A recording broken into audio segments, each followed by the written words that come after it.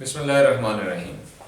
आज हमने जो आपके साथ डिस्कशन की थी पहले दो चैप्टर लेक्चर्स के अंदर, जो 10th क्लास के पहले जब तक हम फिज़िक्स जो टॉपिक स्टार्ट किया हुआ है सिंपल हार्मोनिक मोशन, उसके जो एग्जांपल्स हैं मैस अटैच टू स्प्रिंग और सिंपल पेंडुलम, कल के लेक्चर में जो वीडियो अपलोड हुई उसमें डिटेल के साथ डिस्कशन हमने की और उसमें देखा कि मैस अटैच टू स्प्रिंग और सिंपल पेंडुलम जो है, इन दोनों की जो मोशन है वो सिंपल हार्मोनिक होती है।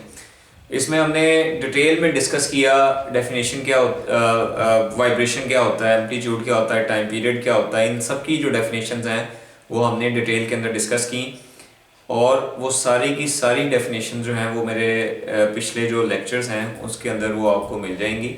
वो हैंड रिटन भी हैं, अगर किसी को नोट्स चाहिए तो वो नंबर दिया हुआ है, उस पर वो व्हाट्सएप करें, आपको वो जो नोट्स हैं वो डिलीवर हो जाएंगे। इससे मुतालिक एक दो बड़े आम से क्वेश्चंस हैं, और लेकिन बाज़ औक़ात की क्वेश्चन स्टूडेंट को नहीं आ रहा होता, तो वो क्वेश्चंस आपको सामने स्क्रीन पे नज़र आ रहे होंगे बोर्ड के ऊपर कि what is the product of time period and frequency, कि फ्रीक्वेंसी का और टाइम पीरियड का प्रोडक्ट क्या होता है, इसका हम आंसर देंगे। दूसरा हम इस बात को डिस्कस करेंगे कि सिंपल पेंडुलम अगर ए उसका एम्पलीट्यूड है तो पूरी एक वाइब्रेशन के दौरान उसने कितना डिस्टेंस ट्रेवल किया और उसका डिस्प्लेसमेंट कितना होगा। यानी कि अगर ए सिंपल पेंडुलम या ऑसिलेटिंग मैस स्प्रिंग सिस्टम का एम्पलीट्यूड ए है तो पूरी एक वाइब्रेशन के दौरान उसने कितना डिस्टेंस तय किया और कितना डिस्प्लेसमेंट उसने कवर किया। तो इन दोनों सवालों के जवाब हम डिटेल के अंदर डिस्कशन करेंगे। पहले तो बड़ा आसान है कि फ्रीक्वेंसी और टाइम पीरियड का प्रोडक्ट किसकी इक्वल होता है। आपको याद होगा कि जब टाइम पीरियड और फ्रीक्वेंसी की मैंने डेफिनेशन बताई थी तो उसमें हमने ये देखा था कि टाइम पीरियड और फ्रीक्वेंसी एक दूसरे के रेसिप्रोकल होते हैं। ये पहले सवाल का आंसर तो बड़ा सिंपल है। टाइम पीरियड और फ्रीक्वेंसी का जो प्रोडक्ट है, मैंने ये कहा था कि जो टाइम पीरियड होता है वो फ्रीक्वेंसी का रेसिप्रोकल होता है, या जो फ्रीक्वेंसी होती है वो टाइम का रेसिप्रोकल होता है। अब इनका प्रोडक्ट से मुराद मल्टीप्लाई करना, वेरी सिंपल। आप सिंपल क्रॉस मल्टीप्लाई कर दें, यानी कि टी को दूसरी तरफ ले जाके क्रॉस मल्टीप्लाई कर दें तो आपके पास यहां पे आंसर आ जाएगा 1। ये एमसीक्यू भी है, ये एक एमसीक्यू भी है कि टाइम पीरियड और फ्रीक्वेंसी का जो प्रोडक्ट है वो किसकी इक्वल होता है। वहां पे ऑप्शंस अगर हो 1 2 3 4 5 6 7, तो आपने जो एक ही ऑप्शन है उस पर टिक करना है। और इसके पीछे जो रीजन है बड़ी सिंपल से रीजन है कि आपने क्रॉस मल्टीप्लाई करना है तो आपके पास फ्रीक्वेंसी और टाइम पीरियड का प्रोडक्ट आ जाएगा जो कि इक्वल होता है किसके, 1 के इक्वल है। ओके, आई होप सो कि आपको ये चीज क्लियर होगी। नेक्स्ट अगला जो शॉर्ट क्वेश्चन है बड़ा सिंपल सा है, इसे और भी हम शॉर्ट क्वेश्चन साथ साथ डिस्कस करते चले जाएंगे। दूसरा शॉर्ट क्वेश्चन है कि अगर एक सिंपल पेंडुलम जो कि सिंपल हार्मोनिक मोशन एग्जीक्यूट कर रहा है, उसका एम्पलीट्यूड ए है। एम्पलीट्यूड आपको पता होगा कि ज्यादा से ज्यादा जो फासला होता है मीन पोजीशन से उसको एम्पलीट्यूड कहा जाता है। पूरी एक वाइब्रेशन के दौरान उसने कितना फासला तय किया, कितना यानी कि उसका डिस्टेंस कितना होगा और उसका डिस्प्लेसमेंट कितना होगा। 9 क्लास के लेक्चर्स के अंदर आपने जो ये, क्योंकि 10 क्लास का सिलेबस है, 9th में आपने डिफरेंस पढ़ा होगा कि डिस्टेंस और डिस्प्लेसमेंट दो अलग अलग चीजें हैं। डिस्टेंस जो होता है वो दो पॉइंट्स के दरमियान, कौन से दो पॉइंट्स, इनिशियल और फाइनल पॉइंट के दरमियान जो टोटल लेंथ होती है उसको डिस्टेंस कहा जाता है। और जो डिस्प्लेसमेंट होता है, डिस्प्लेसमेंट इनिशियल और फाइनल पॉइंट के दरमियान जो शॉर्टेस्ट कम से कम फासला होता है किसी एक खास डायरेक्शन के अंदर, उसको डिस्प्लेसमेंट कहते हैं। डिस्टेंस एक स्केलर क्वांटिटी है, यानी कि इसकी डायरेक्शन नहीं होती। डिस्प्लेसमेंट एक वेक्टर क्वांटिटी है, इसकी बाकायदा एक डायरेक्शन होती है। तो ये एक बुनियादी फर्क है डिस्टेंस में और डिस्प्लेसमेंट में। इसमें एक और डिफरेंस ये है कि दो पॉइंट्स के दरमियान डिस्टेंस कभी भी सिफर नहीं होता। रिपीट करता हूं, दो पॉइंट्स के दरमियान डिस्टेंस कभी भी सिफर नहीं होता, लेकिन दो पॉइंट्स के दरमियान डिस्प्लेसमेंट जीरो हो जाता है। अगर वो पॉइंट्स इनिशियल और फाइनल उनकी पोजीशन एक ही हो तो उस वक्त डिस्प्लेसमेंट जीरो होगा। तो हम यहां पे डिस्कस करेंगे, मैं इसकी ड्राइंग ड्रॉ करता हूं और आपको समझाता हूं कि इसका आंसर क्या होगा। तो आंसर नंबर 2 अब हम डिस्कस करने जा रहे हैं।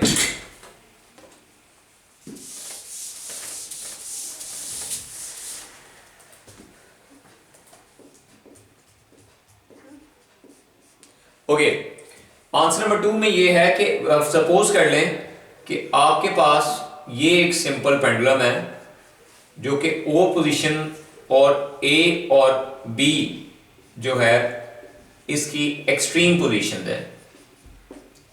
ये चीज आपको क्लियर होगी कि यहां से यहां तक यानी कि मीन पोजीशन से ज्यादा फासला होगा, ये इसका एम्पलीट्यूड होगा। मीन पोजीशन से ज्यादा फासला, ये हमें गिवन है कि मीन पोजीशन से उसका एक्सट्रीम पोजीशन के दरमियान जो मैक्सिमम डिस्प्लेसमेंट है जिसको एम्पलीट्यूड कहा जाता है, ये ए है।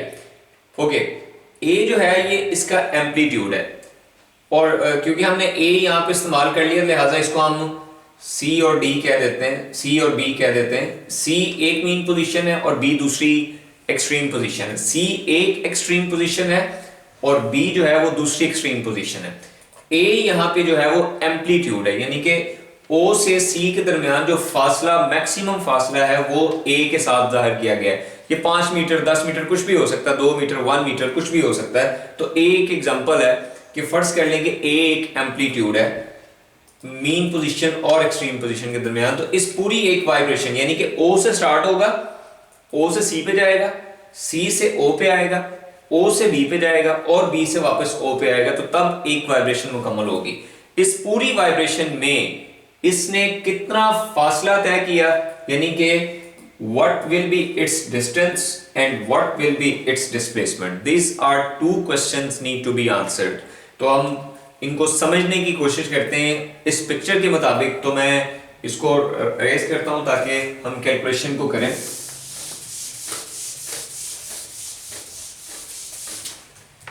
ओके, गौर कीजिएगा, जो डिस्टेंस है, मैंने कहा डिस्टेंस की जो डेफिनेशन है,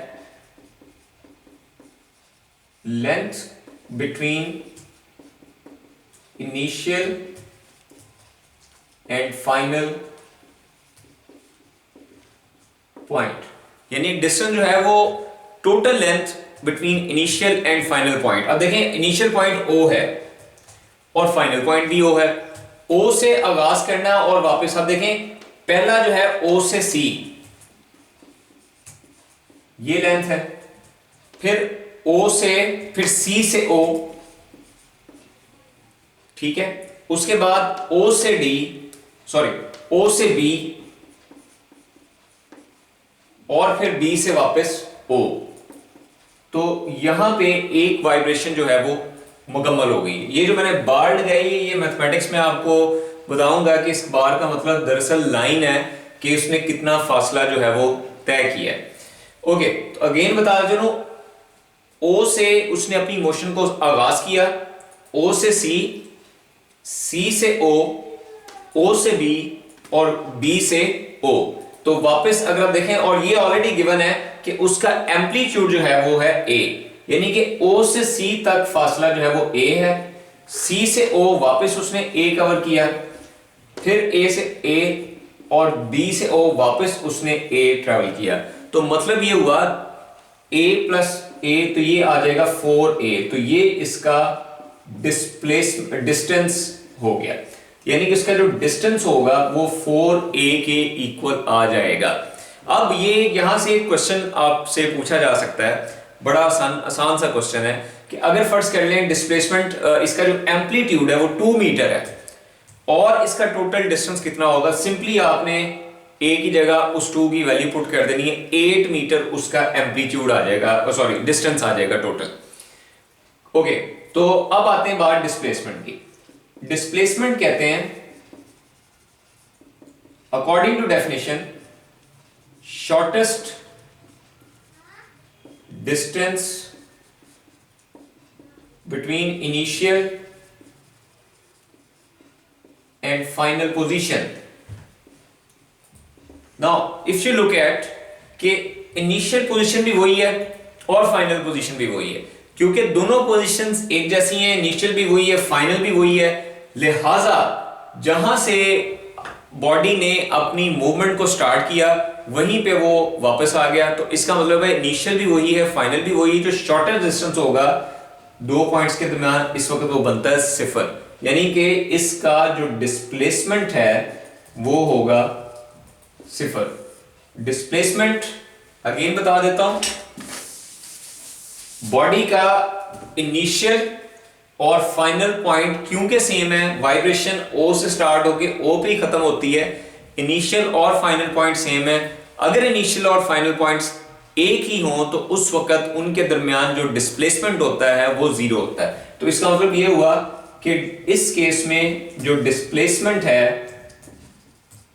मास एग्जीक्यूटिंग स्प्रिंग सिस्टम या सिंपल पेंडुलम का जो डिस्प्लेसमेंट होगा वो 0 होगा पूरी एक वाइब्रेशन के दौरान। आई होप सो कि आपको ये अंडरस्टैंड हुआ होगा, क्लियर हुआ होगा। इसमें ही बड़े दो अहम शॉर्ट क्वेश्चंस जो कि बोर्ड के एग्जाम में पूछे जाते हैं, वैसे भी कॉन्सेप्चुअल पॉइंट ऑफ व्यू से एमसीक्यूज के अंदर आ सकते हैं, तो आपने इस बात को याद रखना है। अगर आपको एम्पलीट्यूड गिवन है तो डिस्टेंस आप मालूम कर सकते हैं उसको 4 के साथ मल्टीप्लाई करके, और उसका डिस्प्लेसमेंट हमेशा क्या होगा, पूरी एक वाइब्रेशन के दौरान जो डिस्प्लेसमेंट होगा वो 0 के इक्वल होगा। तो ये जो क्वेश्चंस हैं वो बोर्ड के अंदर आते हैं, वैसे कॉन्सेप्चुअल पॉइंट ऑफ व्यू से भी बड़े अहम हैं। प्रैक्टिकल कॉपी में जब आप लोग वाइवा आपसे वो पूछेगा, जब प्रैक्टिकल कॉपी आप चेक करवाएंगे तो उसमें सिंपल पेंडुलम का 3 प्रैक्टिकल्स हैं, हम उसकी इंशाल्लाह डिमॉन्स्ट्रेशन भी करेंगे। आपको मैं करवा के दिखाऊंगा कि सिंपल पेंडुलम का टाइम पीरियड के ऊपर लेंथ अगर तब्दील कर दी जाए तो क्या इन्हिसार होता है आने वाले वीडियोस के अंदर। तो बात करने का मकसद ये कि इस तरह के क्वेश्चन वाइवा के अंदर आपसे पूछे जाते हैं कि अगर डिस्टेंस 3 मीटर है तो उसका डिस्प्लेसमेंट कितना होगा, अगर एम्पलीट्यूड 2 मीटर है तो उस वक्त उसका डिस्प्लेसमेंट कितना होगा, अगर लेंथ को चेंज कर दिया जाए तो टाइम पीरियड पे क्या इन्हिसार होगा, अगर मास को चेंज कर दिया जाए तो टाइम पीरियड पे क्या इन्हिसार होगा। आई होप सो आपको क्लियर हुआ होगा। वीडियो को लाइक करें, चैनल को सब्सक्राइब करें और इसको शेयर करें, और आपका जो क्वेश्चन हो उसको ज़रूर पूछें कमेंट्स के अंदर। इंशाल्लाह ताला उन तमाम क्वेश्चंस की जो आंसर्स हैं वो एक शॉर्ट वीडियो की सूरत में मैं रिप्लाई कर दिया करूँगा, और बहुत जल्द इंशाल्लाह ताला हम मैथमेटिक्स के ऊपर भी लेक्चर्स को 9th 10th first year second year उसको भी अपलोड करेंगे इंशाल्लाह। Thank you very much. अल्लाह हाफिज़।